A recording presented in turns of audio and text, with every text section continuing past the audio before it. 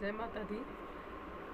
मेरे से कई सारे लोगों का ये प्रश्न रहता है कि दीदी जो हम तेल का दिया या घी का दिया जलाएंगे तो किधर को रखना है, कहाँ पे रखना चाहिए वो दिया, हमें बार बार भूल जाते हैं। तो सबसे इजी तरीके से बता रही हूँ, कई बार मैंने बताया भी, फिर से बता दे रही हूँ कि आपके बाएं हाथ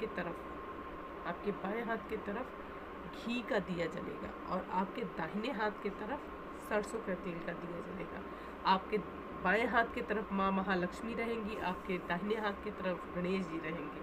सो गणेश जी के समक्ष आपको सरसों के तेल का दिया जलाना है और माँ महालक्ष्मी के समक्ष आपको घी का दिया जलाना है। दोनों में लंबी बाती होनी चाहिए और दोनों पूरी रात अखंड दिया जलना चाहिए, दिया बुझना नहीं चाहिए। तो इस बात का आपको ध्यान रखना है।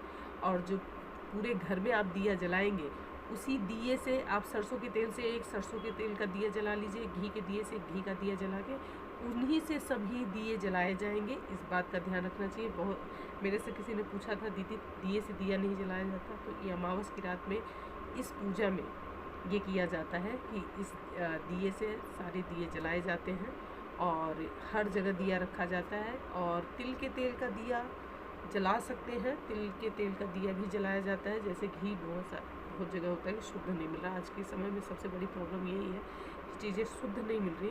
तो ऐसा हो तो आप तिल के तेल का दिया एक जला कर छोटे से दिए में जला के माँ महालक्ष्मी के समक्ष दिखा के रख सकते हैं और फिर उसी से सारे दिए तिल के जला सकते हैं। दूसरा कि हम लक्ष्मी गणेश जी के सामने बड़े दियों के अलावा कितने दिए और रखा करें, तो आप उसमें 5, 7, 11, 21, 51 दिए रख सकते हैं, वो स्व इच्छा है।